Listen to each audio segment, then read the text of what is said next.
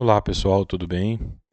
Esse é um conteúdo de extrema importância, porque nós sabemos que quem não conhece o passado, fica difícil entender o presente e ter uma ideia real, puro. Então, essa é a introdução aos fundamentos do mercado de câmbio, tá? Mercado conhecido popularmente como Forex. Ok? Disclaimer legal: ao usar as informações e opiniões contidas aqui, você concorda que este é um material de cunho exclusivamente educacional e não será o responsável por perdas ou danos resultantes das suas atitudes no mercado. Não negocie com dinheiro que você não pode perder. O desempenho passado de qualquer sistema ou metodologia de negociação não é necessariamente indicativo de resultados futuros, ok, pessoal? Vamos lá para a introdução. Forex é simplesmente o ato de trocar a moeda de um país pela de outro país. Por exemplo, você vai viajar para os Estados Unidos, você tem que trocar reais, né, BRL, por USD. Aí você se dirige a uma casa de câmbio que tem as cotações, né, e onde você vai, com a sua moeda, comprar a moeda do outro país. Então, no seu caso, a sua moeda é, é, é é o seu ativo base, por exemplo, né? Já adiantando alguma coisa e conceitos posteriores. Os principais participantes desse mercado são os bancos internacionais, as grandes instituições financeiras, grandes corporações, os hedge funds, as empresas e operadores de varejo, como você e eu. O mercado ele funciona durante 24 horas de segunda a sexta-feira. A abertura ela se dá pelo mercado da Nova Zelândia e Austrália, e o fechamento ah, pelos mercados dos Estados Unidos, né, em Wall Street, na tarde de sexta-feira. Um pouco de história. Né?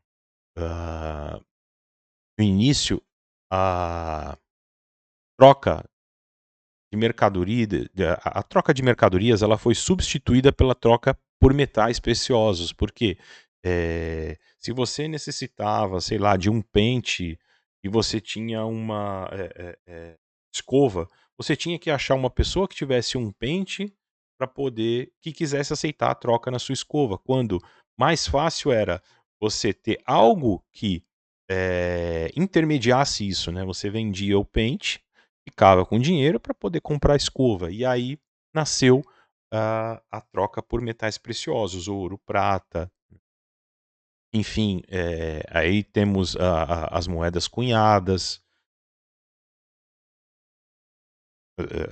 as moedas em si, né. E a partir daí, dos metais preciosos, a gente evolui, né, para um sistema de notas promissórias, que é o ancestral do contrato, ok? A partir daí nascem os bancos centrais, a criação da moeda de notas de papel, né, remontando aí século IV antes da Grécia. Ah, na sequência de acontecimentos, o dólar americano é lastreado ao ouro físico. O que quer dizer isso? Para cada dólar, né, colocado no mercado pelo banco, o banco tem que ter tinha que ter, né, o equivalente a esse dólar de ouro em suas reservas. Ao fim da Segunda Guerra Mundial, com o acordo de Bretton Woods, isso foi quebrado, né? A necessidade disso foi quebrada. O governo americano, pelo choque de Nixon. Se vocês quiserem saber alguma informação adicional, dá uma procurada no Google que tem, é muito interessante. Né? Depois que o dólar, depois que o governo americano quebrou, né, a necessidade do lastro, o mundo seguiu a tendência. E também criou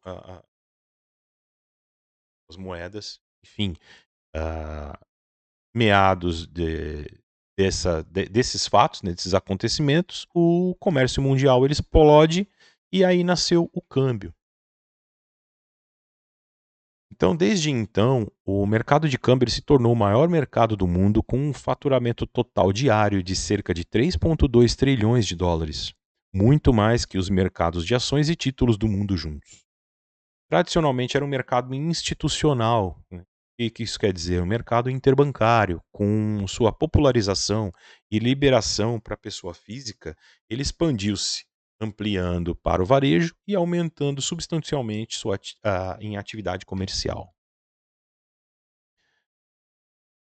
O câmbio, ele é um mercado de balcão, né, como se fosse uma bolsa à vista, só que, esse mercado de balcão, ele não tem a necessidade de um órgão que centralize, as transações como uma bolsa de valores centralizadas, né.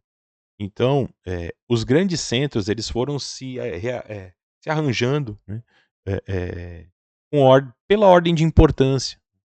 E aí a gente tem os centros de negociação geográfica, que são, em ordem de importância, Londres, que é o mais importante, seguido de Nova York, Tóquio, Singapura, Frankfurt, Genebra, Zurique, Paris e Hong Kong. Ok? Os bancos, negociando entre si, utilizam como garantir os contratos de câmbio. No mercado de varejo, os corretores também fazem uso de um contrato com o seu cliente em troca de um depósito de fundos, com base no qual o cliente pode negociar. E aqui a gente tem alguns dados dos países por volume de negociação. Esses dados são um movimento cambial de 2007, tá?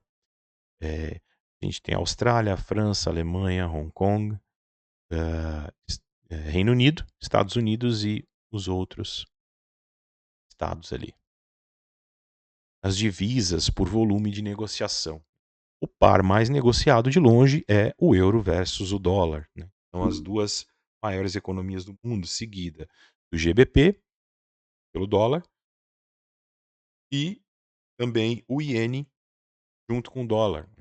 Então a gente tem que esses 3 pares, essas 3 paridades são as paridades mais importantes, né, em questão de volume de negócios.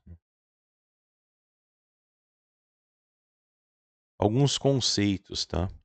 Os contratos de forex, eles são sempre cotados em pares, o euro versus o dólar, né, que é o par mais negociado, como eu acabei de dizer, tá. O dólar versus o iene também é um outro par muito popular. Os principais pares são conhecidos como majors, ok? EURUSD, GBPUSD, USDJPY, USDCHF, AUD USD e USD-CAD.